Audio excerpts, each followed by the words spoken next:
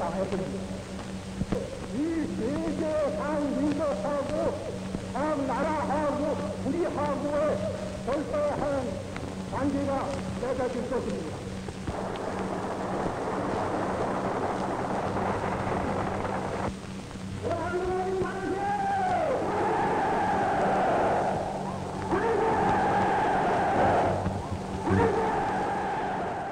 네, 안녕하세요. 용산 세상을 바꾸다. 이야기로 듣는 4인 4색 용산사의 진행을 맡은 최서영입니다. 반갑습니다.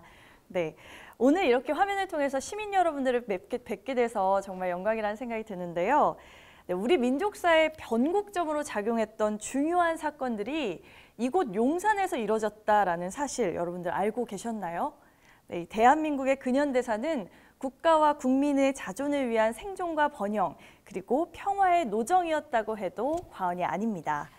문화체육관광부와 한국문화원연합회가 주관하고 서울시 문화원연합회와 용산문화원이 주최하며 용산구의 후원을 통해 제작되는 4인 4색 용산사는요, 총 4부에 걸쳐서 진행이 됩니다. 흥선대원군 이하응과 백범 김구, 그리고 김대중 대통령과 박종철 열사의 행적을 기초로 진행이 되는데요. 시대와 인물이 용산이라는 공간과 만나 현재 우리들에게 어떠한 의미와 또 상징으로 기억되었는가를 정리하는 기회를 가져보고자 합니다. 네, 오늘은 바로 그 두 번째 순서입니다. 민족, 자존의 결심을 세우다라는 주제로 1946년 효창공원 김구 선생에 대한 강연을 진행하는데요. 백범 김구 선생은 영화와 드라마 등의 대중미디어를 통해서 이미 우리에게 잘 알려진 인물이시죠. 네, 신민회, 한인애국단 등 대한 독립을 위해 힘쓴 독립운동가이시기도 하고요. 또 대한민국 임시정부 주석을 지낸 해방정국을 대표하는 인물입니다. 남한 내 정치적 논쟁이 가중되던 해방 정국 속에서 그동안 잘 알려지지 않았던 김구와 용산의 역사적 인연을 자세하게 살펴보는 좋은 기회가 될 것입니다. 네, 오늘 우리에게 이야기를 전해주실 홍소연 선생님은요, 백범 김구 기념관 자료실장으로 근무하셨고요. 또 백범 학술원 총서, 백범과 민족운동 연구 등 여러 학술서 발간에서 실무를 담당하셨습니다. 관련 위원회에서 간사 및 연구위원으로 활동하시기도 했고요. 또 현재는 심산 김창숙 기념관 전시실장으로 재직 중이십니다. 또 국가보훈처 나라사랑 교육강사로 왕성한 활동을 펼쳐주시고 계십니다. 자, 그러면 홍소연 선생님을 큰 박수로 모셔보겠습니다. 안녕하세요. 반갑습니다. 오늘 이야기를 풀어갈 홍소연이라고 합니다. 오늘 이야기는 효창원 1946년 김구라는 주제로 이야기를 풀어가도록 하겠습니다. 제가 지금 근무하고 있는 곳이 심산 김창숙 기념관이라는 곳인데요. 이분은 평생을 독립운동을 하셨고, 그리고 사실은 효창원이 지금의 그런 독립운동가의 무덤이 용산 효창원에 있게 되는데 결정적인 역할을 하신 분이시기도 해요. 김구 선생님하고 같이 직접 장소를 다니면서 효창원이라는 곳을 자리 잡게 하신 그런 분이세요. 호는 심산이고요. 우리 독립운동을 연구하시는 분들이 이분을 행동하는 지성이라고 이야기합니다. 이분이 교육자시기도 해요. 송균관 대학교를 만들어서 초대 총장을 하셨던 분이세요. 그래서 졸업식에 이렇게 김구 선생님도 갑니다. 이런 친한 사이이기도 했어요. 그리고 앞에 보면 김창숙 선생님한테는 아들이 셋이 있었어요. 그런데 그 첫 번째 아들도 독립운동을 하다가 19살에 고문을 받고 죽어요. 그다음에 둘째 아들도 독립운동을 하면서 피신을 미행을 받고 있어서 아들을 중국으로 보내거든요. 김구 선생님이 있는 곳으로. 그런데 이 둘째 아들도 45년에 31살 나이로 죽어서 김구 선생님이 돌아올 때 유고를 안고 돌아오셨다는 거예요. 그래서 아마 효창원에 그 자리를 잡을 때 김창숙 선생님하고 김구 선생님하고 같이 다니시지 않았나 그렇게 생각을 하고 있습니다. 자, 넘어가고요. 그럼 용산 지역의 사진입니다. 크게 보면 경복궁이 있고요. 남산, 그 다음에 삼각지, 효창원, 그리고 태평양 전쟁 시기에 연합군이 포로로 수용되어 있던 연합군 포로 수용소가 있고요. 그 다음에 일본 절인 서본원사 이렇게 있습니다. 그래서 우리는 오늘 요 세 군데의 이야기를 하려고 합니다. 좀 더 최근의 사진을 보면 원래 효창원이라고 하는 뜻은 왕족의 무덤이 있으면 원이 붙거든요. 그래서 효창원인데 이 효창원이 생기게 된 이유는 정조의 어린 아들 문효세자가 죽어서 그 세자를 위한 무덤을 만들었던 곳이 효창원이에요. 그래서 효창원 중에서도 가장 좋은 자리였던 세자가 묻혀있던 자리에 지금 삼이사의 무덤이 있고 그 다음에 임시정부 요인 무덤, 김구 선생님 무덤, 그리고 효창원이 있고 백범 기념관이 지금 현재는 이렇게 자리 잡고 있습니다. 삼이사 묘역은 1946년 7월에 조성이 돼요. 김구 선생님이 직접 자리를 잡아서 안장을 한 곳인데 아시는 것처럼 이봉창, 윤봉길, 백정기.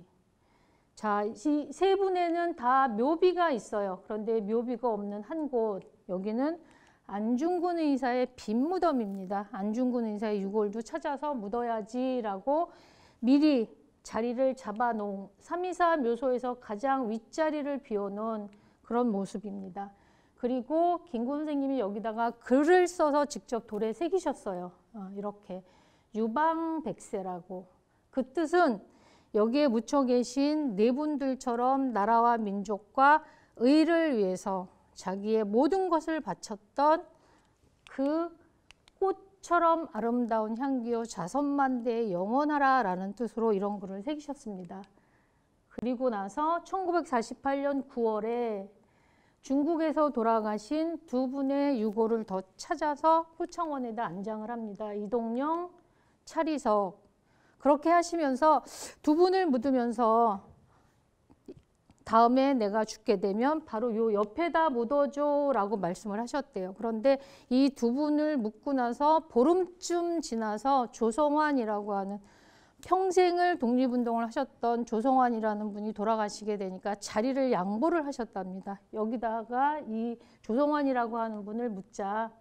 그렇게 해서 임시정부 요인 묘역이 된 거고요.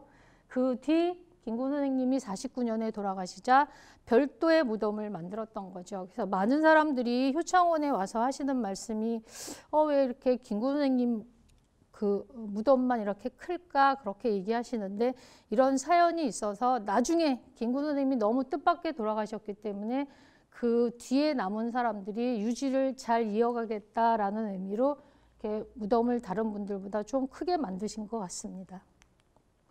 자, 그러면 이 효창원의 중심이 됐던 김구라는 사람은 과연 어떤 사람인가 라는 걸 아시게 되면 왜 효창원에 저렇게 자리를 잡았을까 하는 걸 쉽게 이해할 수 있을 거라고 생각합니다.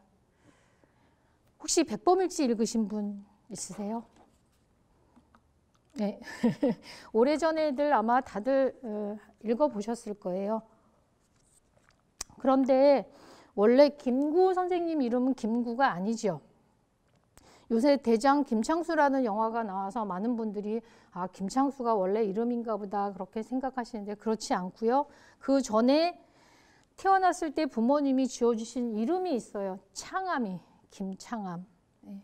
그리고 나서 나중에 이제 김구 선생님이 이름을 여러 번 바꾸게 되죠. 왼쪽 사진은 김구 선생님 최초의 사진, 31살 때.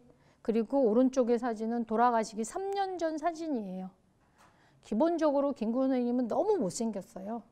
광대뼈 튀어나오고 얼굴 시커멓고 옆에서 보면 입도 이렇게 튀어나왔어요. 게다가 엄마가 14살에 시집와서 17살에 창암이를 낳았는데 창암이가 3, 4살 때쯤 우리나라에 전국적으로 천연두가 퍼졌어요. 창암이가 천연두에 걸렸던 거예요. 그런데 이 엄마는 너무 가난한 집에 시집와서 하루 종일 늘 일만 하다가 아이는 낳았는데 어느 날 보니까 아이의 병에 걸려서 보채고 우는 거예요. 얼굴과 온몸에 종기가 나 있었어요. 그래서 얘가 이것 때문에 우나 보다. 그래서 대나무를 뾰족하게 해서 그 종기를 찔러서 고름을 짜줬어요. 그래서 병에서는 겨우 살아났는데 미리 종기를 짜준 것 때문에 얼굴이 곰보가 된 거예요. 그것도 매력적으로 뭐 한두 개 이렇게 있는 게 아니라 전체가 얽은 곰보예요. 김구 선생님은 굉장히 늦게 된 사람이에요. 다른 위인들처럼 뭐 어려서부터 공부 잘하고 똑똑하고 이랬던 사람이 아니라 17살이 되어서야 자기 인생의 목표를 정했다. 그때 우리나라에 널리 퍼졌던 사람이 곧 하늘이다, 사람은 누구나 평등하다라는 동학을 알게 됐어요. 그래서 나는 마음 좋은 사람이 되기 위해서 사람은 누구나 평등하다라는 동학을 열심히 믿어야지라고 결심을 합니다. 옛날에 어른들은 큰 결심을 할 때 자기 이름을 바꾸기도 했대요. 결심의 표시로. 그래서 바꾼 이름이 창수예요. 지금 대장 김창수라는 그 영화가 바로 이 창수를 이야기하는 거거든요. 그래서 열심히 동학을 믿었어요. 자, 그런데 1894년에 직접 황해도, 그러니까 동학을 하도 열심히 잘 믿어서 밑으로 신자들이 많이 모였던 거예요. 그래서 자기가 살고 있는 지역에 책임을 지는 접주까지 돼요. 동학농민전쟁이 일어났을 때 황해도 성을 공격하는 선봉장이 되어서 동학농민전쟁에 참여를 하게 됩니다. 그런데 잘 아시는 것처럼 동학이 싸움에서 지게 되죠.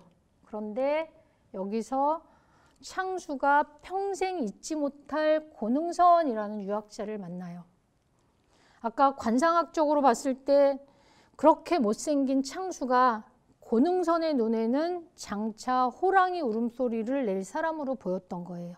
고능선 선생님이 하시는 말씀이, 창수야, 아무래도 우리나라 돌아가는 꼴을 보니 나라가 망하게 생겼다. 나라가 망하는 데는 두 가지 방법이 있다. 더럽게 망하는 것, 깨끗하게 망하는 것. 더럽게 망하는 것은 우리나라를 빼앗으려고 하는 그 적의 앞잡이 노릇을 하다가 그들에게 아부하다가 내가 혹시 뭐라도 얻어먹을까? 그러다가 결국은 빼앗기는 거. 깨끗하게 망하는 것은 안 돼, 나라를 지켜야 돼 라는 옳은 생각을 갖고 백성들이 끝까지 싸우다 망하는 거.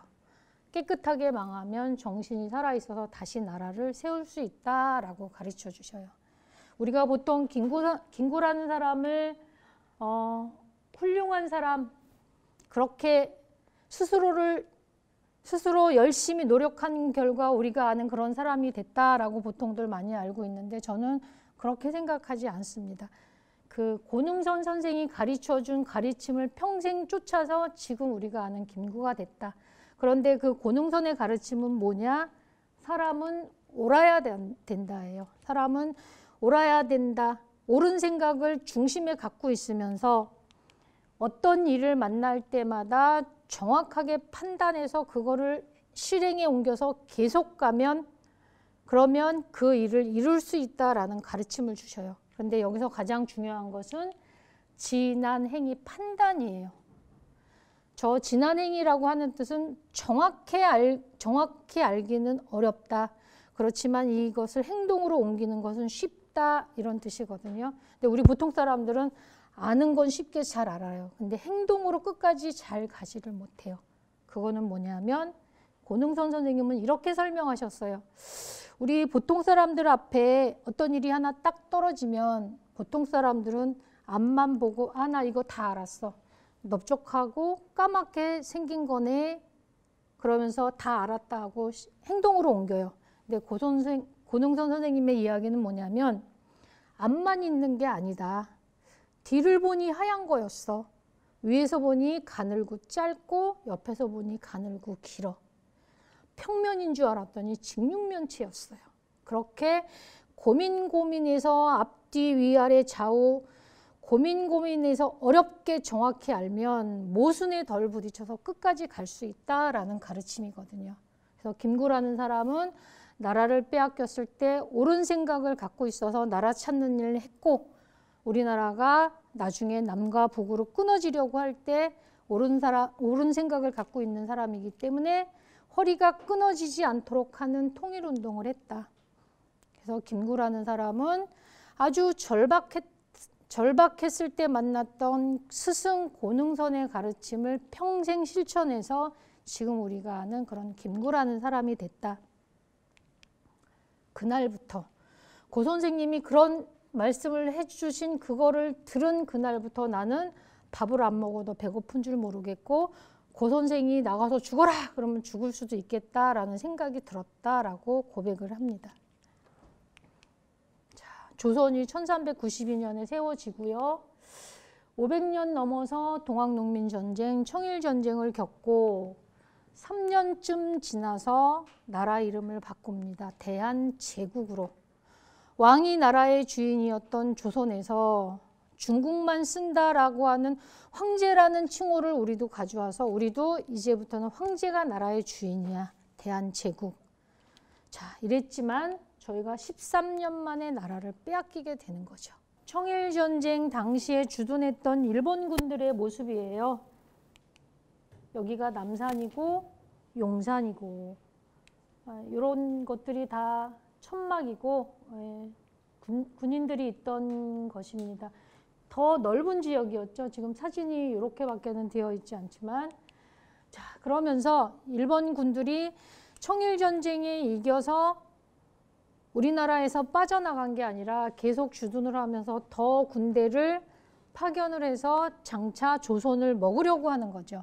그래서 지금 일본 군들이 조선의 구석구석을 살펴보기 시작했어요. 구석구석을 살펴보니 의외로 아까 그림에서처럼 나라가 위기에 처했을 때 나라를 제대로 건사하지 못했던 그런 사람들이 있는 반면에 구석구석을 살펴보니 의외로 나라를 지켜야 돼라는 생각을 가진 사람들이 많이 있었어요. 그런 사람들을 일본이 뭐라고 불렀냐면 뭉우리돌이라고 불렀어요. 주먹보다도 큰 그런 돌들이 조선 땅 곳곳에 박혀 있었던 거예요. 일본은 지금 조선을 먹어서 이 땅에서 농사도 짓고 가져가고 자원도 캐서 가져가고 해야 되는데 돌들이 많이 있었던 거예요. 그래서 일본이 이 뭉우리돌 줍기 사업을 합니다. 이 뭉우리돌들을 걷어내서 조선을 쉽게 지배하려고 뭉우리돌 줍기 사업을 해서 그 뭉우리돌들을 감옥에 넣어두고 어느 날 갑자기 뭉우리돌들을 한꺼번에 걷어들이면 동학농민전쟁을 받잖아요. 그래서 큰 사단이 날까봐 가짜 사건을 하나 조작을 합니다. 그게 뭐냐면 여러분들도 역사 시간에 배웠던 백오인 사건. 1910년 조선을 빼앗고 조선 총독부라는 기구를 만들어서 일본이 조선을 지배를 하는데 제일 높은 사람을 총독이라고 불렀죠. 그런데 그 첫 번째로 오는 총독을 뭉우리돌들이 암살하려고 했다라는 사건을 가짜로 만들어서 700명에 가까운 뭉우리돌들을 잡아들입니다. 그래서 그중에 105명이 재판으로 넘어가게 되고 700명 중에 많은 수의 사람들이 도산 안창호 선생님이 만든 신민회라고 하는 비밀 조직의 회원이었어요. 그래서 이거를 신민회 사건이라고도 부릅니다. 그렇게 해서 뭉우리돌들을 다 걷어들이게 된 거죠. 김구 선생님도 붙들려 갔어요. 그래서 15년형을 받았습니다. 서대문 감옥에 있을 때인데 당시 감옥에는 어떤 소문이 있었냐면 7년 이상의 형을 받으면 감옥에서 죽는다 그랬어요. 겨울에는 이불을 주는데 목에서 무릎 살짝 내려오는 크기의 이불을 줘요. 그래서 초저녁에 잠을 잘 때는 웅크리고 자지만 자다 보면 움직이기 때문에 이불 바깥으로 손과 발이 나와서 동상에 걸려서 손과 발을 자르거나 여름에는 작은 감방에 사람을 하도 많이 집어넣어서 질식해서 죽기도 하고 그때는 화장실이 같이 있었죠. 이 가스 때문에 불이 나기도 했대요. 그리고 저녁에는 동시에 다 누워서 잘 수도 없었어요. 그래서 조를 짜서 잤어요. 그래서 7년 이상의 형을 받으면 감옥에서 죽는다. 자, 김구 선생님 15년형이에요. 몇 번을 죽어야 될까요? 2번 이상 죽어야겠죠. 그래서 김구 선생님이 이런 결심을 해요. 아, 나는 나라 사랑하는 이 깨끗한 정신을 지키면서 감방에서 그냥 죽겠다라고 마음을 먹어요. 1911년에 붙들려 들어갔는데 12년에 일본의 왕이 죽어서 모든 죄수들의 형이 3분의 1 감형이 돼요. 그리고 2년이 지나서 그 부인이 죽어서 또 감형이 되거든요. 1914년이 되니까 지금까지 살아온 거 빼고 감형받은 거 빼니까 내년이면 내가 나가게 생긴 거예요. 그래서 감옥에서 깨끗하게 죽으려고 했는데 나가게 생겼네. 나가면 무슨 일을 할까 주변을 살펴보기 시작했어요. 그런데 독립운동하다가 붙들려 와서 형을 다 살고 나간 사람 중에 나 김구보다 월등히 훌륭한 사람 중에 변절하는 사람들이 생겼던 거예요. 그 사람들은 형을 다 살았기 때문에 자유로운 것 같았는데 일본 놈들이 그들을 계속 쫓아다녔거든요. 그러면서 회유와 압박을 했어요. 우리를 도와주면 취직시켜주고 잘 살게 해주고 그렇지 않으면 그 반대의 조건. 왜냐하면 독립운동하던 사람이 마음을 바꿔서 우리 일본을 도와주게 됐어. 그러면 이게 국민들한테 주는 타격이 굉장히 큰 거거든요. 그래서 계속 그런 사람들을 회유하고 압박했다. 나보다 훌륭한 사람 중에 그런 사람들이 생겼어요. 그래서 내년이면 내가 나가게 됐는데 주변을 살펴보다 보니 김구 선생님이 더럭 겁이 났어요. 나도 혹시 내년에 감옥을 나가면 저들처럼 변절하지 않을까 마음이 흔들렸던 거예요. 그래서 결심을 해요. 나는 감옥을 나가더라도 절대 변절하지 않을 거야 라고.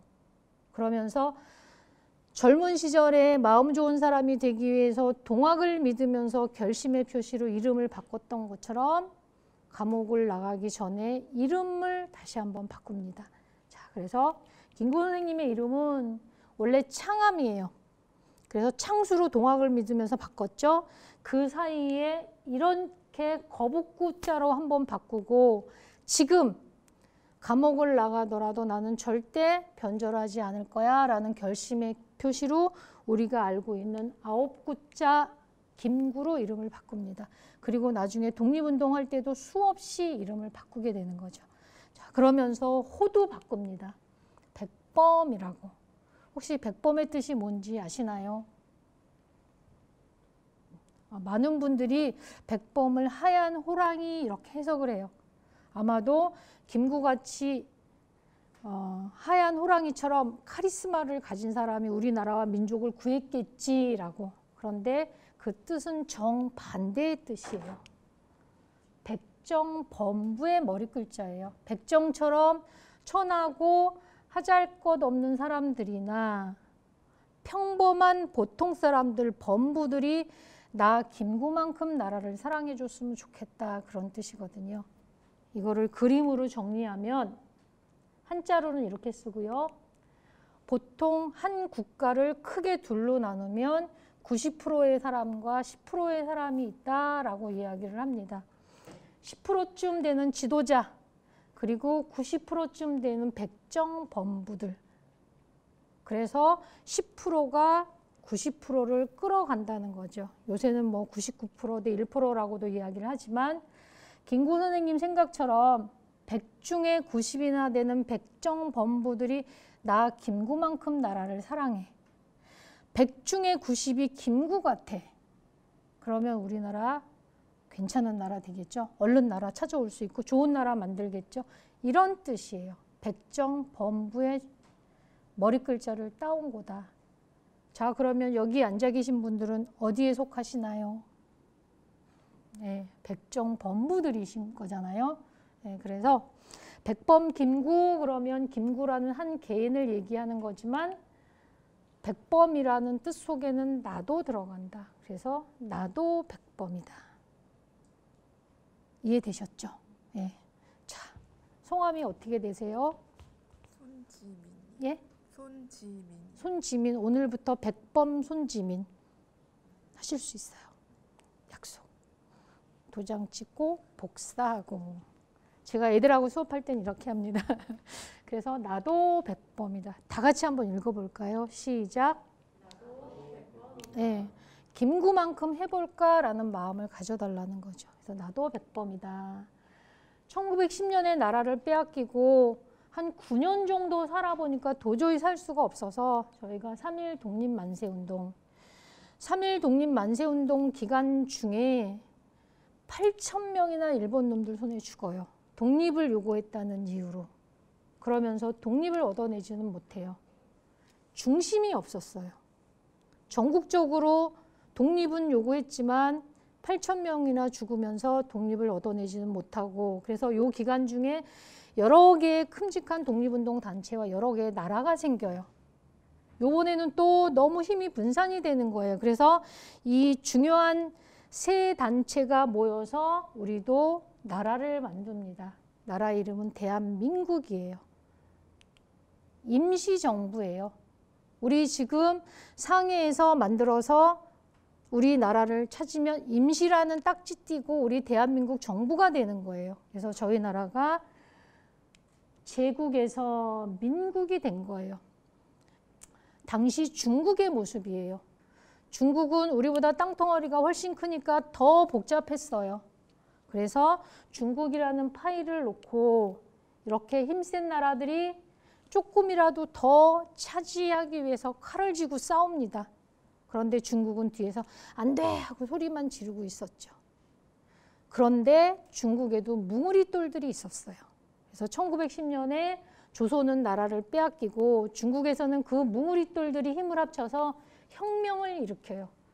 1911년 신해년에 혁명을 일으켜서 황제를 내쫓고 국민이 나라의 주인인 중화민국을 만들어요.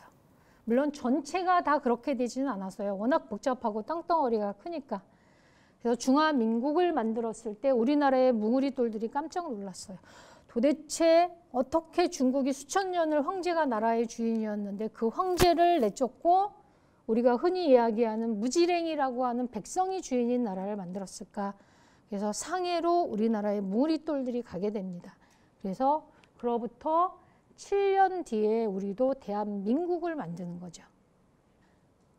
수십 년 동안 나라가 위기에 처했을 때 바로 세우려고 나라를 빼앗기고 나서는 나라를 찾으려고 노력을 했던 분들이 우리나라 사람들이 황제의 신하이거나 종이어서는 나라에 대한 관념이 희박할 거 아니에요. 그래서 민국, 한 사람 한 사람이 나라의 주인이다라는 생각을 갖고 있어야 얼른 나라를 찾겠다.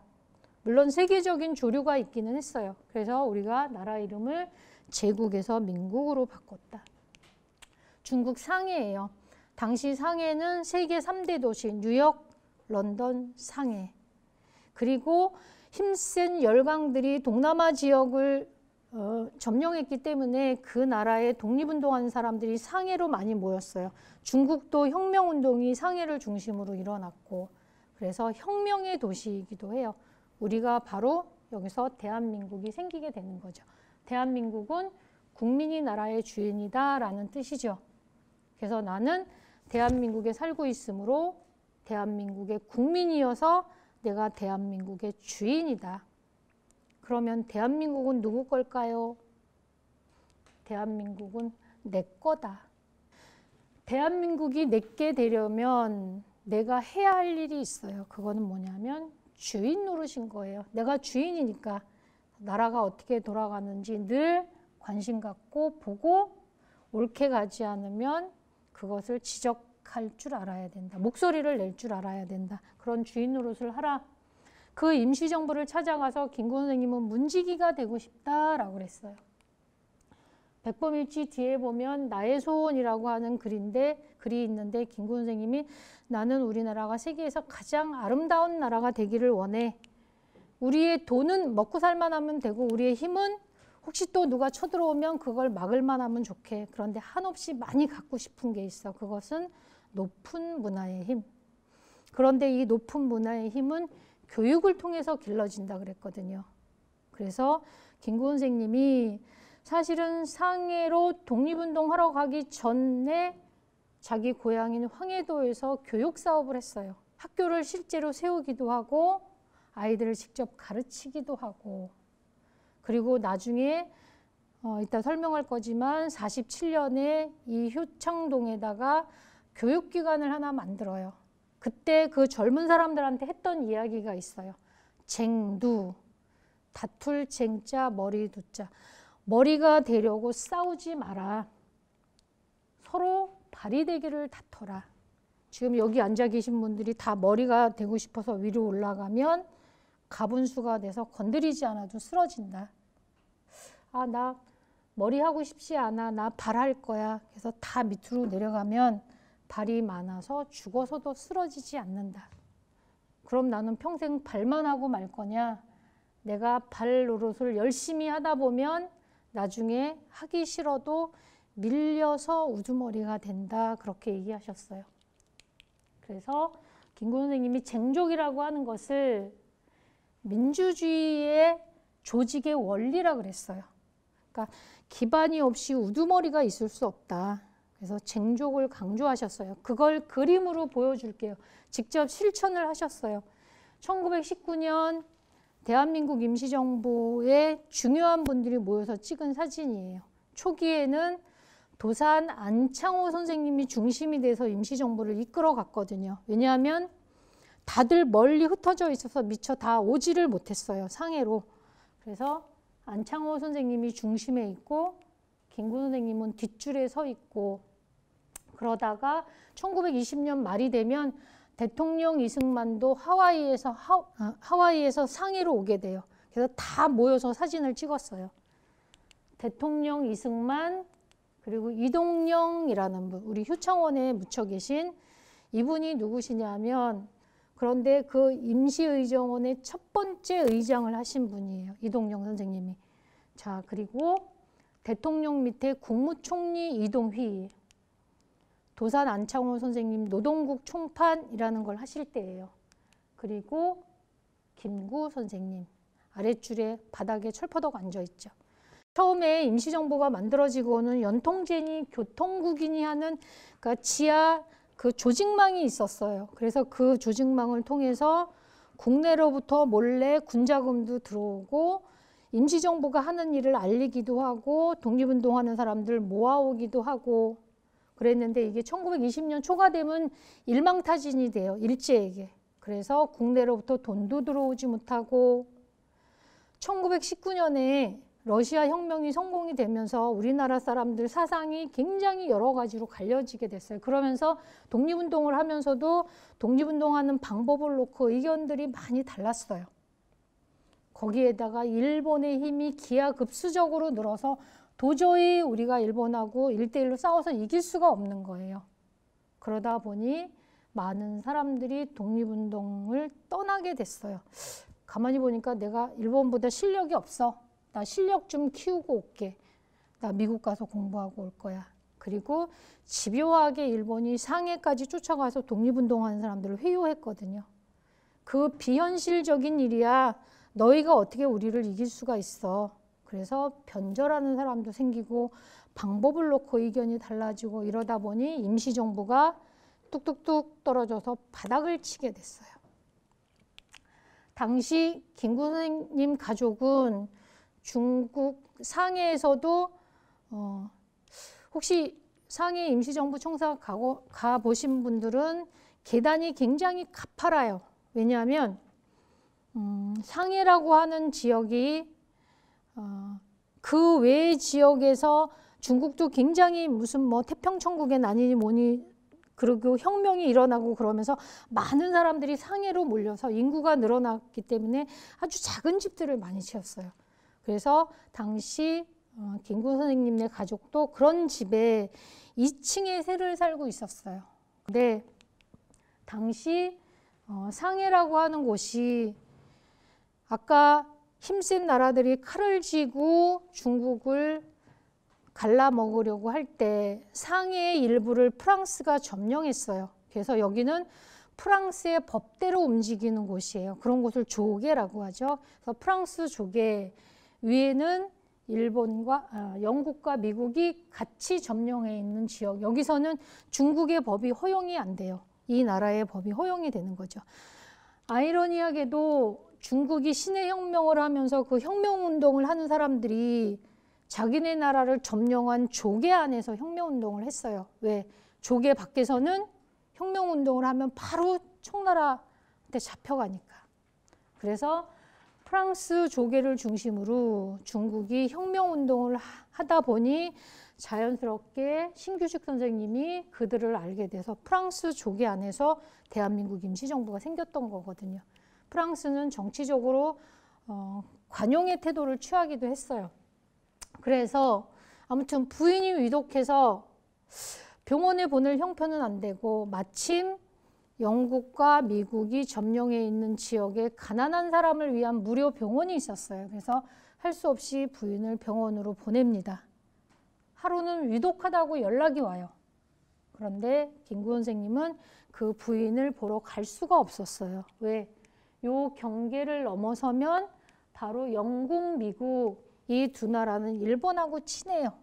그래서 늘 저 경계에 일본 경찰들이 와서 우리 독립운동가를 잡아가기 위해서 준비를 하고 있어서 저 경계를 넘을 수가 없었어요.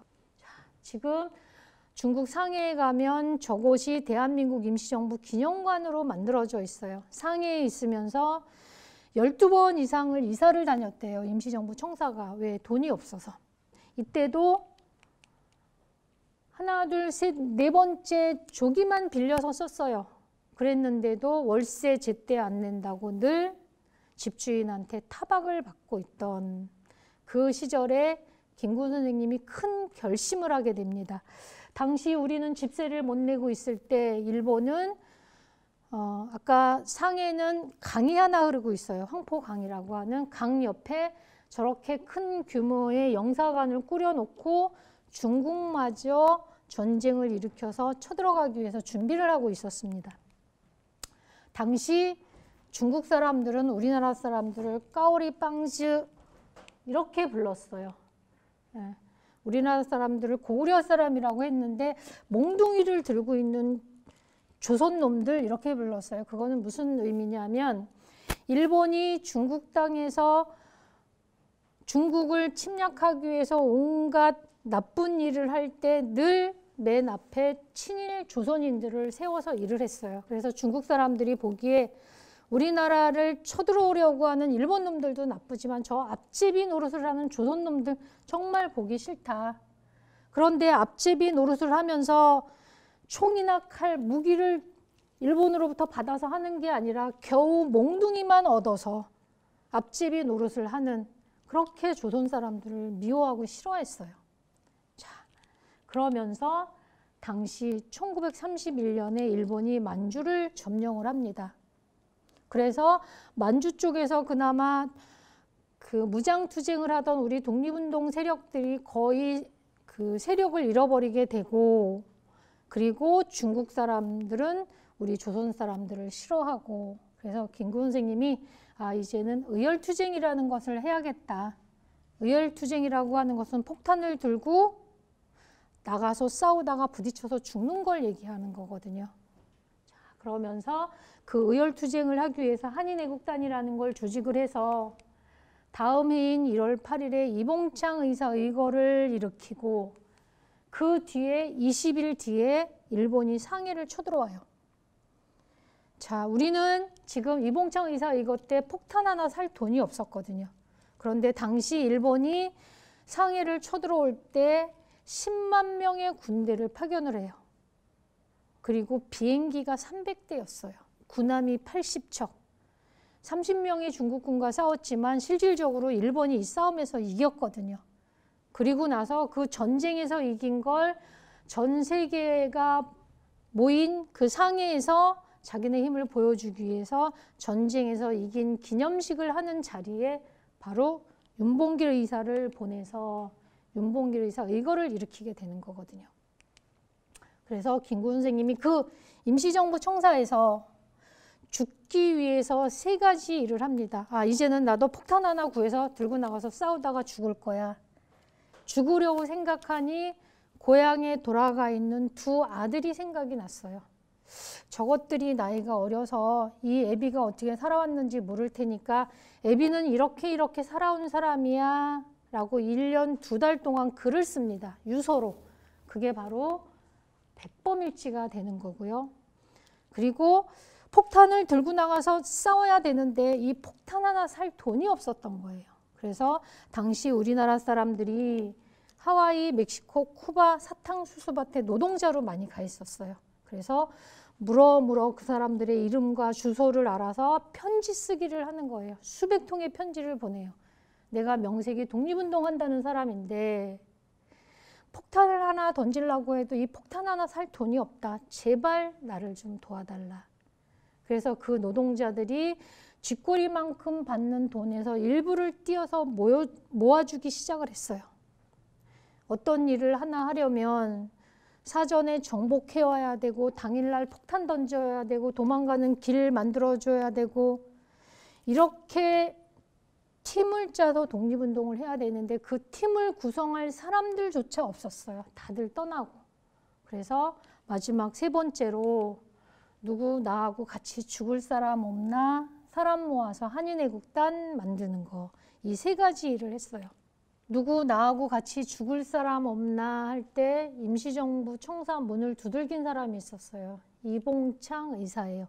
일본 옷에 게다 신고 임시정부 문을 두들겼어요. 그래서 처음에는 사람들이 저거 도대체 누구야? 혹시 첩자냐? 이럴 정도로 그랬는데 아무튼 이봉창 의사가 요약을 할래. 이봉창 의사가 임시정부 청사 문을 두드렸어요. 이봉창 의사는 용산 효창동에서 태어나신 분이에요. 문창학교라고 하는 얼마 전 한 60년대까지인가 이 학교가 다른 이름으로 효창국민학교인가로 이름이 아무튼 요거는 좀 잘라주세요. 아무튼 그 학교를 졸업을 하고는 바로 일본인이 경영하는 상점에 취직을 했어요.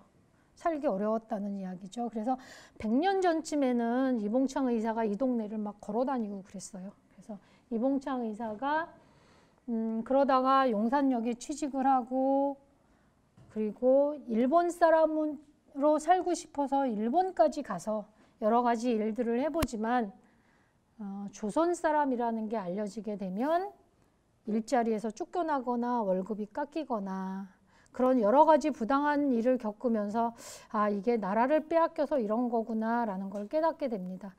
이봉창 의사는 나중에 시간 되면 좀 자세히 설명을 드릴게요. 그렇게 해서 독립운동을 하기 위해서 상해를 찾아왔던 거예요. 임시정부 문을 두드리고 어떤 날은 자기가 보니까 임시정부 직원들이 더러 굶는 것 같기도 해. 이봉창 의사는 일본인이 사는 지역에 일본 사람처럼 취직을 해서 월급을 받고 있었거든요. 그래서 먹을 걸 사들고 오고 그래서 임시정부 청사 사람들하고 이야기를 하기도 해요. 하루는 이런 이야기를 하는 거예요. 당신들은 독립운동한다고 하면서 왜 일본 천황도 못 죽이느냐. 천황은커녕 군인 하나 죽이기도 힘들다. 내가 일본에 있을 때 일본 천황의 얼굴이 보고 싶어서 천황이 행차하는 그 행렬의 얼굴을 보기 위해서 나갔다가 천황이 올 때쯤 되니까 다들 엎드려라 그러더라. 그래서 엎드렸는데 순간 나한테 폭탄이 있으면 던질 텐데 하는 생각이 들었다라는 이야기를 막 떠들면서 이야기를 하는 거예요. 그걸 김구 선생님이 옆방에서 다 들었어요. 그래서 이봉창 의사를 따로 불러서 하룻밤을 자면서 이야기를 해보는 거예요. 김구 선생님이 풍수 관상 공부했죠. 아무튼 하룻밤을 자면서 이야기를 들어보니 이 젊은이가 그 일을 해낼 수 있을 거라는 판단이 들었던 거예요. 그래서 이봉창 의사를 일본 동경으로 보내서 천황이 지나가는 그 행렬에 폭탄을 던졌는데 폭탄이 너무 약했어요. 그래서 천황을 죽이지는 못했지만 전 세계에 조선이 지금 일본의 지배로부터 벗어나고 싶어 한다라는 걸 전 세계에 알리는 계기가 됐던 거예요. 그리고 나서 아까 설명드렸던 것처럼 일본이 20일 뒤에 상해를 쳐들어오거든요. 그때 일본군의 그 장비예요. 10만 명의 군대, 그 다음에 300대의 비행기가 떠서 상해를 쑥대밭으로 만들었어요. 우리는 폭탄 하나 살 돈이 없는데 일본하고 우리는 힘으로 비교를 할 수가 없어요. 그런 사정이었어요. 그리고 나서 그 전쟁에서 이겨서 우리 전쟁에서 이긴 기념식을 할 거야. 그 전에 이봉창 의사 이거가 있고 나서 윤봉길이라는 젊은이가 김구 선생님을 찾아와요. 그러면서 한다는 이야기가 선생님 혹시 이봉창 의사, 이봉창 의거 같은 것을 또 계획하고 계시다면 이번에는 저를 써주세요. 그래서 전쟁에서 이긴 그 축하식에 윤봉길을 보내서 폭탄을 던진다라는 계획을 세우게 됩니다. 당시 윤봉길 의사한테는 아내와 어린 두 아들이 있었어요. 김구 선생님이 전날 폭탄을 던지러 가기 전날 윤봉길 의사한테 두 아들에게 편지를 쓰라고 종용을 합니다. 강제로 쓰게 해요. 이게 당시 윤봉길 의사의 그 필적인데 강보에 쌓인 두 병정에게예요. 어린 두 아들에게 그렇게 이름을 붙여줬어요. 아비 없음을 슬퍼하지 마라. 어머니가 있으니 이 세상에 아비 없이 큰 사람 중에 나폴레옹도 있고 맹자도 있고 에디슨도 있다. 너의 어머니는 그런 어머니가 되고 너희들은 그런 사람이 되라 라는 글을 남기고 폭탄을 던지러 갑니다. 던지는 날 아침 두 분이 시계를 교환하죠. 왼쪽 거는 값비싼 김구 선생님의 시계, 오른쪽 건 비싼 윤봉길 의사의 시계. 두 분이 서로 시계를 바꿔요. 그러면서 김구 선생님이 뭐라고 얘기했냐면 후일 지하에서 만납시다. 그리고 헤어졌습니다. 그리고 그 현장에 전쟁에서 이겨서 일본이 자기네의 그 무력을 보여주기 위해서 그 몇 가지 행사를 하는데 이렇게 열병식도 하고 하는 이 현장에 윤봉길 의사가 폭탄을 던지게 되는 거예요. 당시 홍구공원이라는 곳에 10,000명의 군인이 출동을 하고 10,000명의 사람들이 와서 구경을 하게 되어 있었는데 행사가 아침부터 점심 지나서까지 있었어요. 그래서 일본이 이런 이야기를 합니다. 행사장에 오는 사람들은 도시락과 물통과 일장기만 들고 와라. 그래서 요 규격에 맞게 이봉창 의사 이것 때는 폭탄을 제대로 못 만들어줘서 미안하다. 그래서 중국 사람들이 정말 20번 이상의 테스트를 거쳐서 폭탄을 아주 잘 만들어줬어요. 그래서 현장에서 윤봉길 의사가 이게 연단이에요. 행사하는 이 사람들은 앞을 보고 있었어요. 뒤에 서 있다가 도시락은 내려놓고 물통을 빼서 앞으로 뛰어나가면서 던지고 다시 도시락을 주우려고 하다가 현장에서 붙들리는 거예요. 자, 저희 동영상 생략할게요. 자, 폭탄이 던지고 나서 윤봉길 의사는 붙들려갔죠, 현장에서. 그러면서 신문을 받아요. 일본 놈들이 뭐라고 얘기하냐면 야, 너같이 젊은 놈 하나가 폭탄 던진다고 니네 나라가 독립이 될 것 같아? 안다. 나같이 젊은 사람 하나가 폭탄 던진다고 우리나라가 독립이 될 거라고 생각하지 않는다. 그렇지만 나 같은 사람이 계속해서 나올 거다. 그래서 그 뒤로 한인애국단원 수십 명이 계속 폭탄 던지려다 붙들려서 잡혀서 죽기도 하고 이런 일들이 이어지게 됩니다. 자, 윤봉길 의사. 아까 중국 사람들이 우리나라 사람들을 그렇게 싫어했는데 이봉창, 윤봉길 이거를 겪어보니 그런 게 아니었다. 조선도 우리보다도 더 일찍 나라를 빼앗기고 그 나라를 찾으려고 하는 우리와 똑같은 적을 둔 친구다. 그런 인식이 들어서 중국 사람들의 인심이 180도 달라집니다. 그래서 상해에서 폭탄을 던진 윤봉길 의사를 상해에서 처형을 했다간 폭동이 일어날 것 같아서 일본까지 끌고 가요.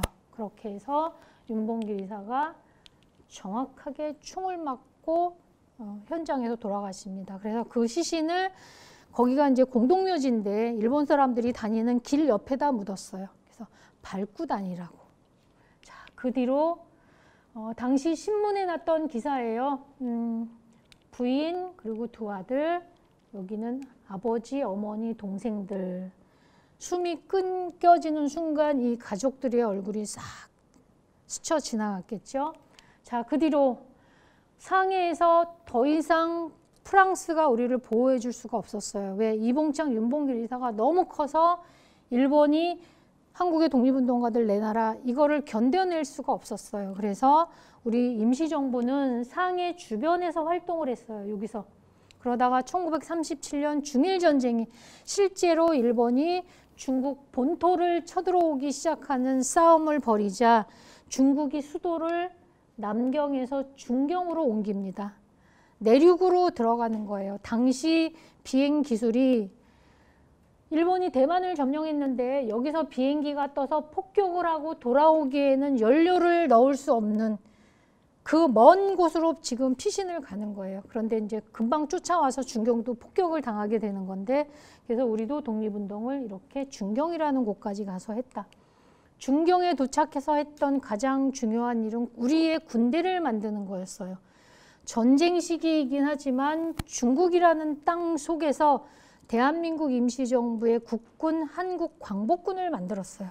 그래서 그들을 훈련시켜서 1945년 8월에 특히 그 얼마 전서부터 미국의 특수조직인 OSS로부터 특수훈련을 받아서 훈련받은 사람들을 낙하산에 태워서 우리나라 땅에 떨어뜨리고 잠수함과 군함으로 무기와 병력을 더 실어보내서 지하에서 공작을 하고 있다가 미군이 들어오면 힘을 합쳐서 일본하고 싸운다, 이런 계획을 세웠는데 들어가기 며칠 전에 원자폭탄이 터지면서 일본이 항복을 하게 되는 거죠. 그래서 일본이 항복을 하는데 급하게 38선이 그어집니다. 왜냐하면 아까 앞에서 설명했던 것처럼 초낭은 항복해라고 이야기를 했지만 군대들은 그거를 승복하지 않았거든요. 그러면서 조선 땅에 주둔해 있던 일본 군들이 그 무기를 가지고 어떤 일을 할지를 몰라서, 특히 연합군 포로 수용소에 그 포로들이 위험에 처할까 봐 급하게 선을 그어서 북쪽으로는 소련, 남쪽으로는 미군이 들어오게 되는 거죠. 그래서 성질이 아주 다른 두 나라가 우리나라를 점령하게 됩니다. 자, 그래서 임시정부 요인들이 귀국을 해요. 김구 선생님이 중국에서 돌아와서 제일 먼저 한 일이 뭐냐면 이봉창, 윤봉길 등등 나라를 위해서 돌아가신 분들의 뼈를 찾는 거였어요. 그래서 일본에 박열이라는 사람을 시켜서 그 유골들을 좀 찾아라 하고, 찾으면 어디다 묻을까?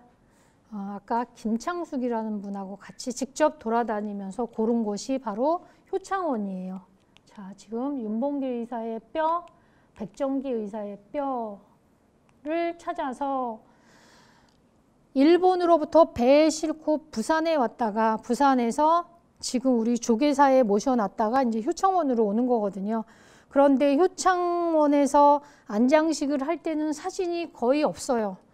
그 간수들을 잘 못해서 그런지 사진이 거의 없는데 부산에 내려가서 추모식을 할 때는 사진들이 꽤 여러 장이 있어요.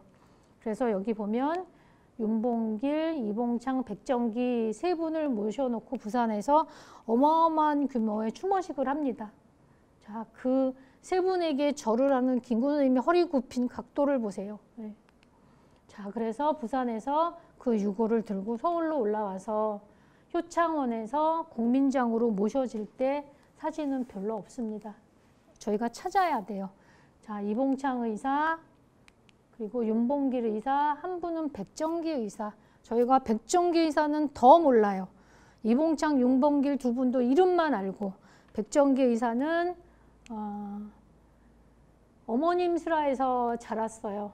그래서 3.1 운동을 겪으면서 우리나라 사람들한테, 요 시기를 살았던 우리나라 사람들한테 1919년 3.1 운동은 굉장히 충격적인 사건이었어요.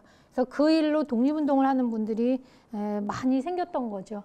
그래서 여러 가지 활동을 하다가 1933년에 중국에도 친일파가 있죠. 그래서 그 중국의 친일파하고 일본의 중요한 사람하고 모여서 회의한다는 소식을 듣고 거기에 폭탄을 그들을 처단하려고 하다가 현장에서 붙들려서 일본으로 끌려가서 돌아가신 그 분까지 찾아서 세 분을 이렇게 모셨습니다.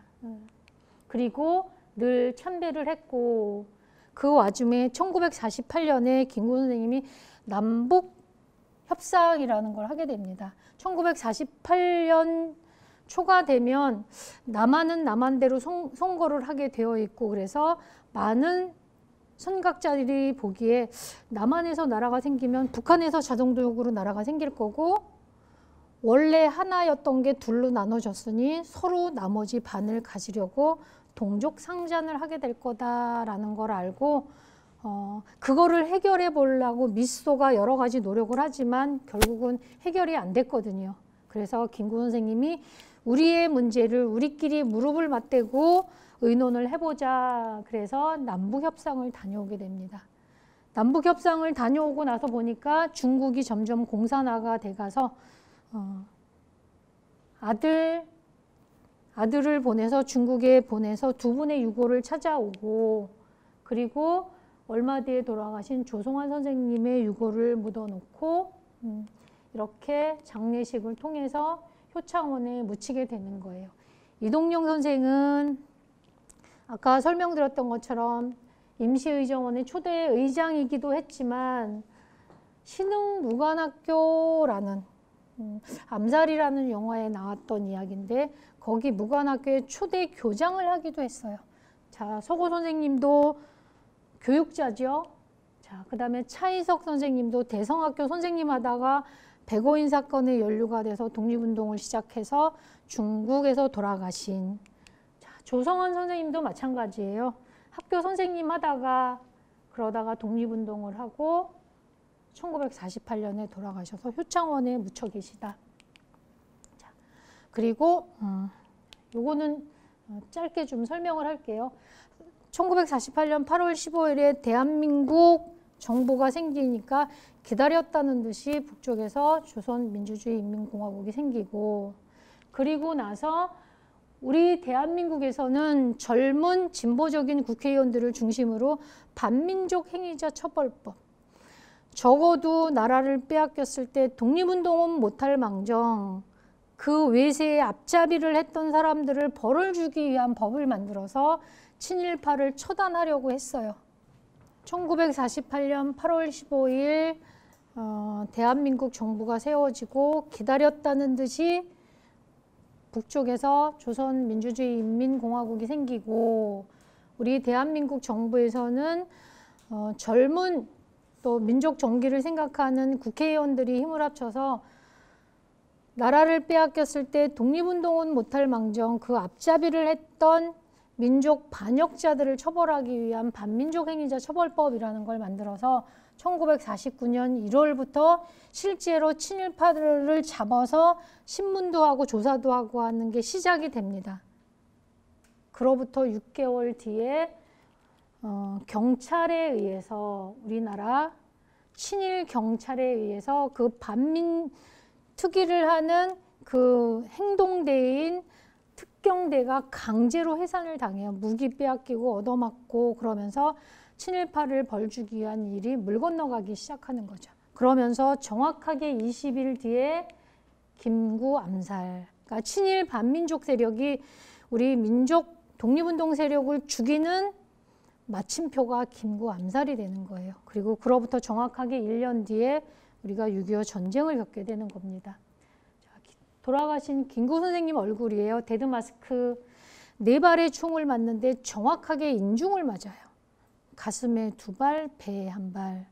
돌아가신 얼굴을 그대로 본으로 떴는데 부어 있어요. 여기가. 왜? 정확하게 총을 맞았기 때문에. 돌아가셨을 때 입으셨던 피 묻은 속옷 위 아래 바지 저고리 조끼 이게 지금 다 남아 있습니다. 그리고 저고리 기세 보면 정확하게 총알이 지나간 자국이 남아 있어요.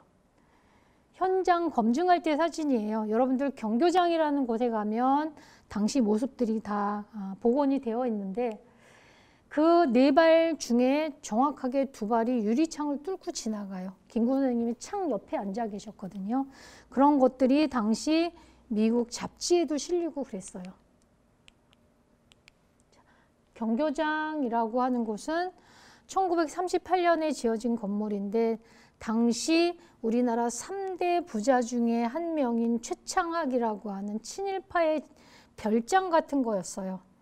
금강을 해서 돈을 번 사람인데 이 사람들은 일본이 전쟁에서 질 줄을 몰랐던 거예요. 그래서 영원할 줄 알고 마음껏 그 재산을 누리다가 일본이 항복하는 걸 보고 등골이 오싹했겠죠. 거기다가 독립운동하는 사람들이 돌아온대. 그런데 이분들은 대부분 30년 이상 우리나라 땅을 떠나 있었던 분들이기 때문에 들어오면 당장 먹고 살 곳을 준비를 해야 됐어요. 그래서 임시정부 환국준비위원회라는 게 만들어져 있을 때 최창학이 이 건물을 내놓습니다. 이 건물을 쓰십시오. 그래서 김구 선생님이 국내로 들어와서 묵었던 곳이 바로 경교장이 됩니다. 지금은 강북 삼성병원에 붙어 있어요. 그렇지만 김구 선생님이 살아계실 때 그대로 복원이 되어 있어서 누구든지 가서 볼 수가 있습니다. 김구 선생님이 돌아가셨을 때 그 만장이에요. 이건 좀 이따 다시 설명할게요. 자, 김구 선생님 국민장 시간이 그 영상 필름이 있는데 지금 시간이 너무 지나서 이거는 건너뛸게요. 자, 김구 선생님 무덤이 생기고 자, 이것도 지나가겠습니다. 백범일지라는 책이 지금 우리나라의 보물이에요. 김구 선생님이 직접 이렇게 쓰신 거거든요. 근데 백범일지 첫 글자를 쓸 때 김구 선생 나이가 53살이었어요. 백범일지에 뭐라고 고백을 하냐면 내가 지금까지 살아오는 동안에 나한테 아름다운 점이 있다고 한다면 그것은 순전히 고능선 선생의 가르침 때문이다 라고 고백을 하거든요. 저는 개인적으로 백범일지에서 여기가 제일 감동적이었어요. 김구라는 사람이 53살 독립운동하면서 이제 죽음의 길로 가려고 내 일생을 돌아보니 아, 내가 괜찮게 살아온 것 같아. 내가 이렇게 괜찮게 살아올 수 있었던 것은 고능선이라는 스승 때문이다. 그래서 제가 아이들하고 수업을 할 때는 여러분들도 50쯤 먹어서 일생을 돌아보니 괜찮게 살은 것 같아. 내가 이렇게 괜찮게 살 수 있었던 건 김구에게 고능선이 있었던 것처럼 나에게도 땡땡땡이라는 스승이 있었다 할 수 있게 스승을 가져라. 그 이야기를 꼭 우리 여기 젊은 분들한테도 꼭 해주고 싶어요. 혼자 사는 게 아니고 세상은 누군가의 도움을 받아야 하는데 김구의 고능선처럼 그런 스승을 찾기를 바랍니다. 자, 고능선이 얘기했던 거 사람은 옳아야 된다. 정확하게 판단해서 끝까지 가라. 그러면 왜 김구 선생님이 용산에다 이 독립운동가들의 뼈를 묻었을까요? 왜 효창원이었을까요? 그래서 효창원에 대한 역사를 잠깐 살펴보겠습니다. 효창원은 지금 설명드렸던 것처럼 왕족의 세자의 무덤이 있었기 때문에 효창원이라는 이름을 갖게 됐고요. 정조의 아들 문효세자가 5살에 일찍 죽어서 그 아들을 궁 가까이 두려고 궁 가까이, 경복궁 가까이에 좋은 자리를 찾아서 모신 곳이 바로 효창원입니다. 그리고 같은 해에 그 세자를 낳아준 그 엄마가 생모가 같이 돌아가시게 돼요. 몇 달 뒤에. 그래서 그 생모도 같이 묻고 그 외에 몇 분의 왕족의 무덤이 더 있었던 곳이에요. 그런데 1894년 청일전쟁이 일어났을 때 일본이 군대를 지금 효창원 저 공덕동 쪽으로 만리창이라는 곳하고 아현동 쪽에 군대를 주둔을 시켜서 이제 청일전쟁을 일으키게 되는 건데 그러다가 나중에 러일전쟁이 끝나고 나서는 일본이 청일전쟁에서 이기고 군대를 빼는 게 아니라 오히려 더 군대를 주둔시켜서 조선을 삼키려는 계획을 갖게 됩니다. 그래서 120만 평에 가까운 용산 지역을 강제로 수용을 해서 군대를 주둔시키게 되는 그리고 나서 저희가 1910년에 나라를 빼앗기게 되죠. 그래서 왕족의 무덤이 있던 곳을 군시설로 차지하기 시작을 하면서 일제가 조선의 근대를 심는다라는 의미로 여러 가지 일을 하게 되는데 그중에서 여러분들도 잘 아시는 것처럼 창경궁에 동물원을 만들어서 왕족이 살고 있는 곳을 아주 우스운 모습으로 만드는 그거와 마찬가지로 왕족의 무덤이 있는 효창원의 일부를 떼어서 골프장을 만들기도 하고 그 다음에 공원을 만들어서 이름조차 효창원에서 효창공원으로 불리게 하는 그런 아주 그러니까 그 조선의 정신을 죽이는 그런 일을 하게 됩니다. 그런데 우리는 지금도 이곳을 효창공원이라고 자연스럽게 부르고 있죠. 그리고 나서 1944년쯤 되면 그 이제 태평양 전쟁이 일제 패망으로 기울어가는 와중에도 그 전쟁에서 죽은 사람들을 기리기 위한 시설을 만들기 위해서 세자 무덤, 그 외에 다른 무덤을 다른 곳으로 다 옮기게 됩니다.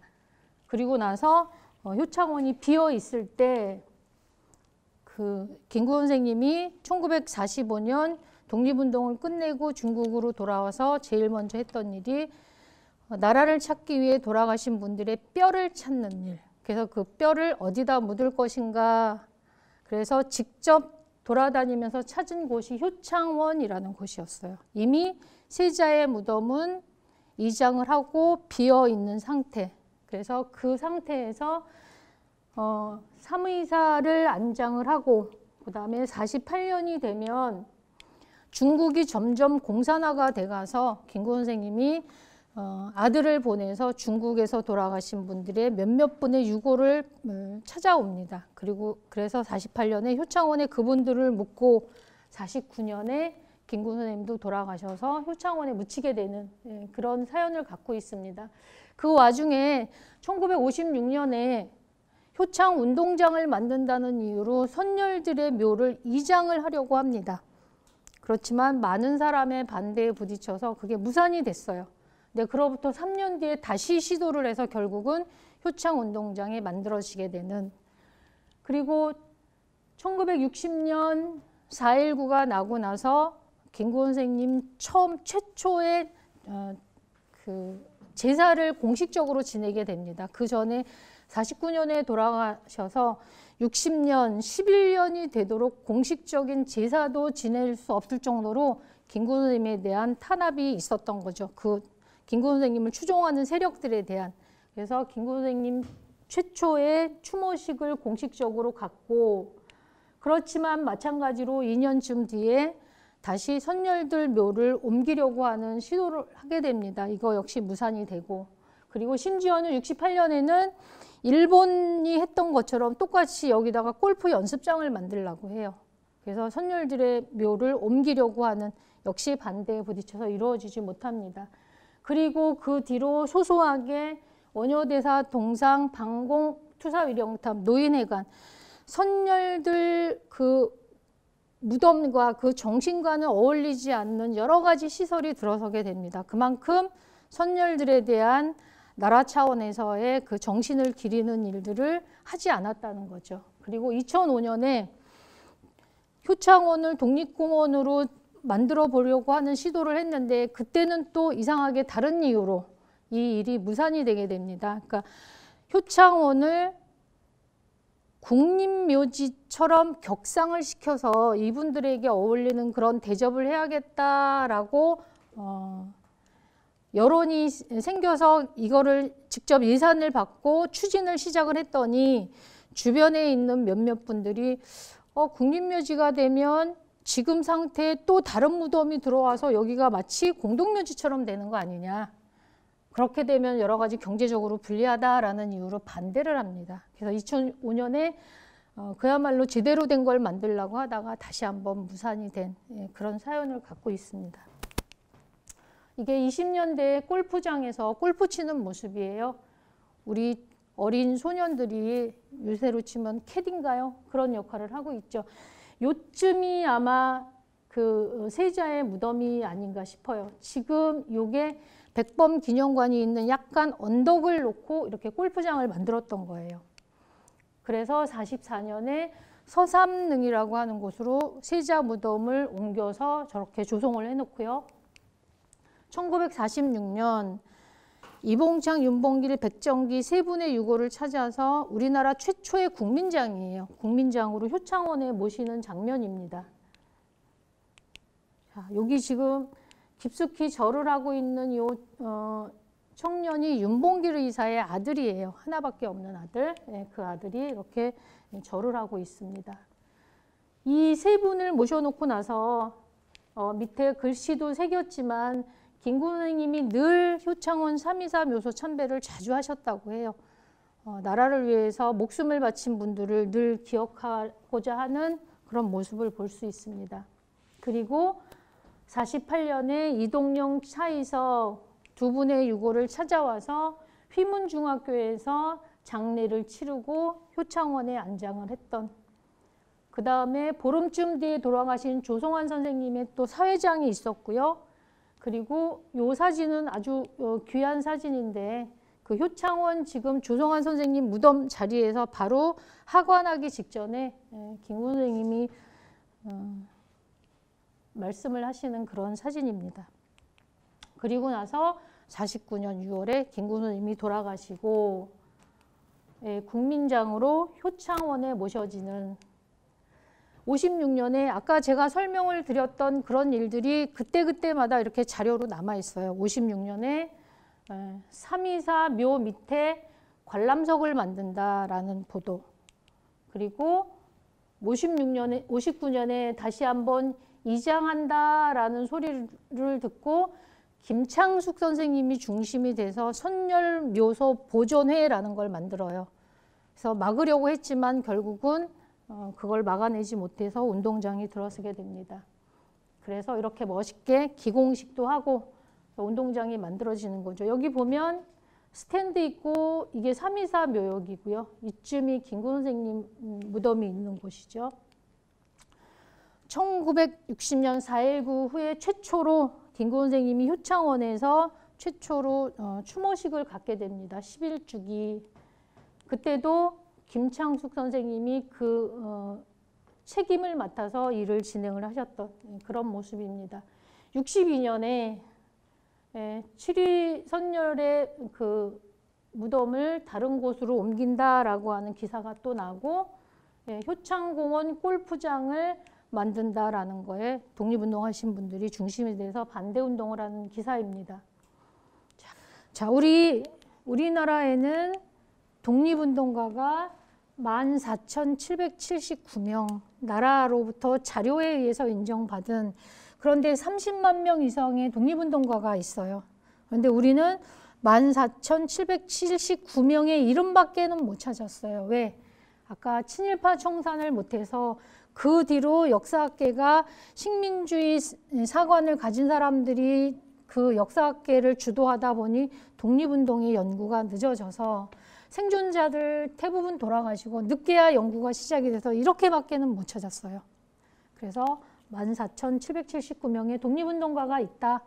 그런데 이 독립운동가들을 한 글자 밑으로 다 모이게 할 수 있다. 그 글자가 뭘까요? 한 글자 밑으로 다 묶을 수 있어요. 의라고 하는 글자. 옳은 게 뭔지 알았던 분들은 독립운동을 했다. 그 독립운동가들이 가장 사랑한 사람이 우리 청소년들이다. 왜? 임시정부는 조선이 유교에 의해서 다스려진 것처럼 임시정부는 삼균주의라는 사상을 갖고 임시정부를 운영한다 그랬어요. 근데 그것은 뭐냐면 개인과 개인끼리, 민족과 민족끼리, 국가와 국가끼리 평등하다. 우리가 나라를 찾으면 국민들에게 세 가지 기회를 똑같이 주겠다.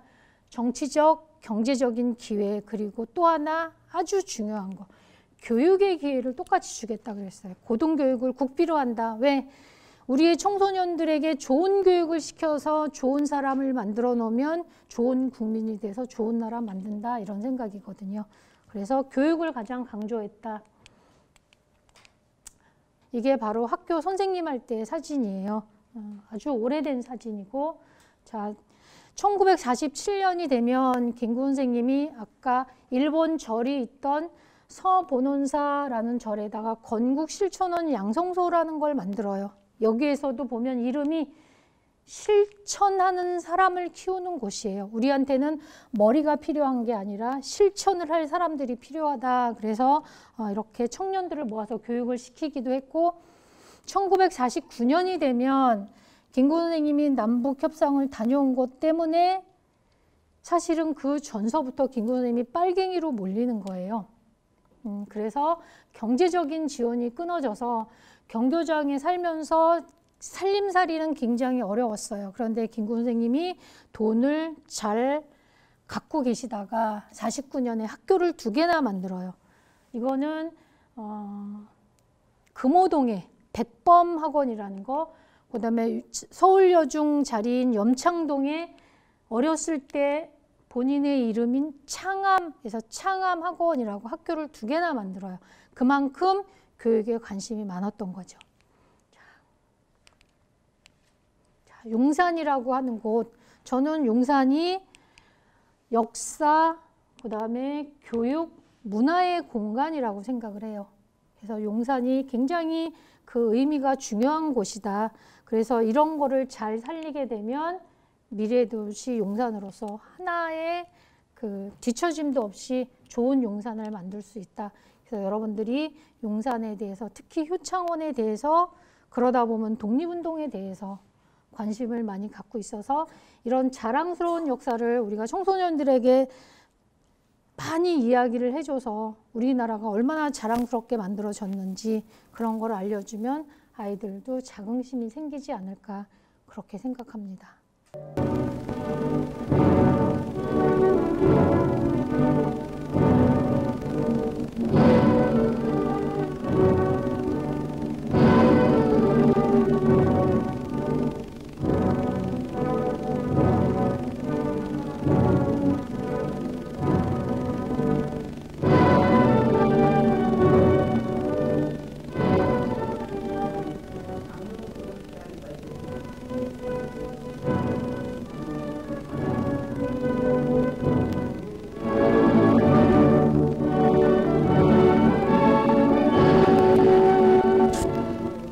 원통할 손 이룩하였어야 할 조국의 대업을 채 마치시지 못하고 떠나시는 선생의 영현은 오열하는 국민의 모습을 뒤로 두고는 차마 가시지 못하심인지 가다가는 멈추고 또한 가다가는 멈추는 것이었습니다. 대통령 이승만 화환, 이승만 대통령 화환.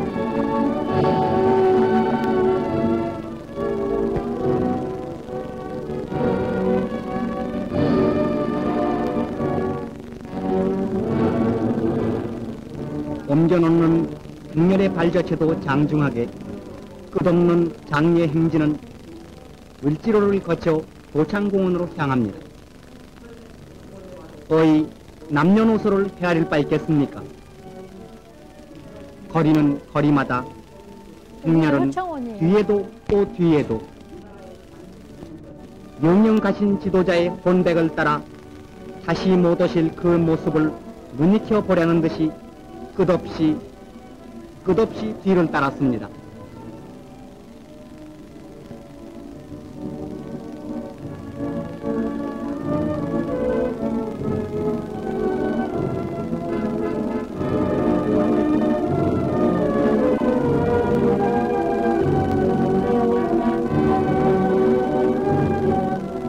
선생의 생전의 정열과도 같이 구름 거친 오후의 태양은 물같이 뜨거웠습니다.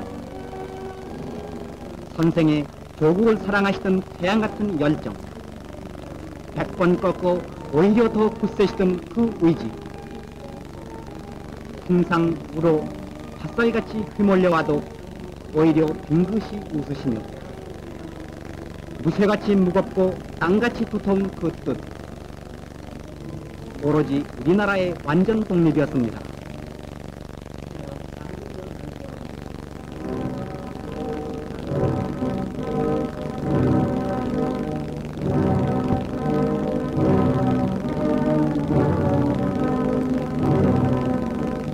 여름의 장렬은 마침내 눈물의 바다로 화한 장지 도창공원에 다다랐습니다.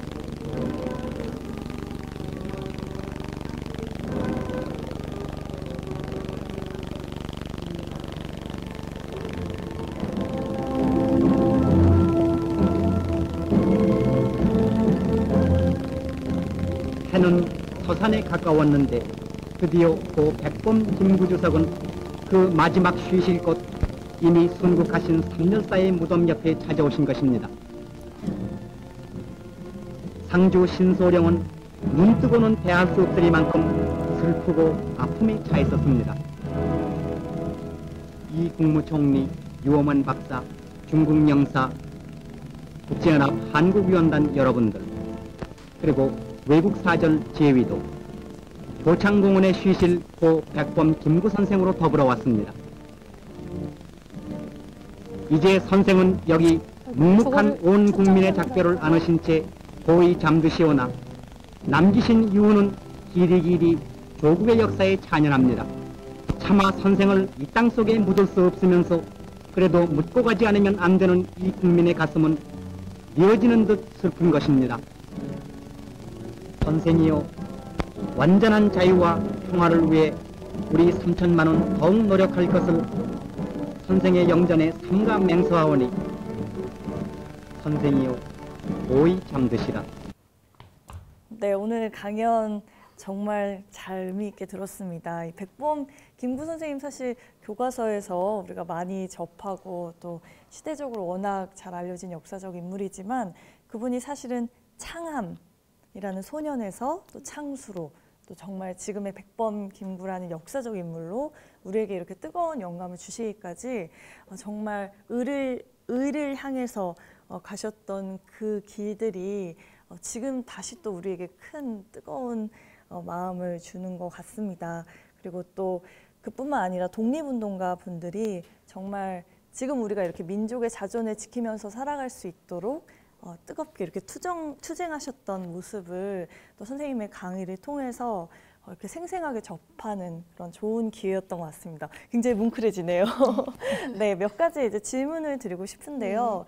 이 백범 김구 선생님의 당시의 그 삶과 철학이 좀 현 시대를 살아가는 우리에게 안겨준 어떤 시사점이 있다면 그것이 무엇인지 여쭤보고 싶습니다. 김구 선생님이 이런 말씀을 하셨어요. 어떤 일을 하거나 길을 갈 때 그것이 현실적이냐 비현실적이냐 하는 것보다 그것이 정도냐 사도냐가 더 중요한 거다라고 하셨어요. 그래서 김구 선생님은 어떤 상황에 처할 때마다 늘 정도를 쫓으려고 노력을 했던 거고, 그래서 그 정도라고 하는 것은 쭉 이야기를 해왔지만 그 절박할 때 만났던 스승의 가르침을 쫓았던 게 그게 정도라고 생각을 하셨던 것 같고, 지금 현실을 살아가는 그런 젊은이들도 그러니까 너무 큰 문제가 아닌 작은 문제이더라도 과연 이게 옳은 건가 틀린 건가 하는 그런 생각을 가져주는 게 아마 그분들의 뜻을 쫓는 일이 아닐까 그렇게 생각합니다. 네, 이 백범 김구 선생님의 그 뜻을 이어받아서 앞으로 용산의 효창공원이 좀 나아가야 할 방향이 있다면 제시를 해주시면 좋을 것 같습니다. 저는 그 효창원이 아까도 마무리로 말씀드렸던 것처럼 역사, 교육, 문화의 공간인데 특히 교육에 더 방점을 찍어서 청소년들에게 효창원을 오게 하고 효창원을 알게 하고 하다 보면 그것이 꼭 큰 일이 아니어도 아이들에게 자신감을 주고 스스로 나아가는 길을 또 찾을 수 있게 하고 하는 그런 공간으로 많이 좀 활용이 됐으면 합니다. 그래서 효창원을 앞으로 용산구가 정말 관심을 갖고 그렇게 젊은이들에게 늘 가고 싶은 곳, 가서 뭔가를 볼 수 있는 곳, 그런 곳으로 만들어줬으면 좋겠다는 생각이 듭니다. 네, 감사드립니다. 네, 선생님, 그 백범 김구 선생님은 좀 나라와 민족과 정의를 위해서 목숨을 바친 분들을 왜 용산 효창원에 안장을 했는지 말씀해 주시겠습니까? 예, 제가 그 김구 선생님 관련한 곳에서 오래 일을 했지만 왜 용산이었나라고 뭐 근거가 있거나 그런 건 아니에요. 그런데 제 생각에는 그 용산이라고 하는 곳은 뭐 위로 올라가면 뭐 몽고군서부터 외세가 우리나라를 침략하기 위해서 상징적으로 썼던 그런 교두보거든요. 외세가 우리나라를 침략하기 위해서 첫발을 디딘 곳. 그래서 용산은 그런 외세의 상징인 곳이다.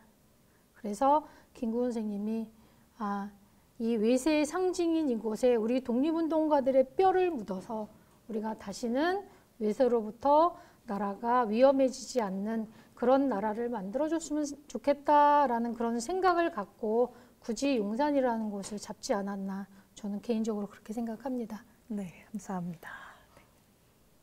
자, 용산 세상을 바꾸다 이야기로 듣는 4인 사색 용산사. 오늘 준비한 이야기 여기까지고요. 오늘 이 자리 이렇게 빛내주신 홍소연 선생님께 다시 한번 큰 박수를 드리면서 네. 오늘 이렇게 함께 해주신 여러분 그리고 동영상으로 시청해주시는 시민 여러분들께도 감사의 말씀 전하겠습니다. 저희는 다음 강의 더 알차게 또 준비해서 찾아오겠습니다. 감사합니다.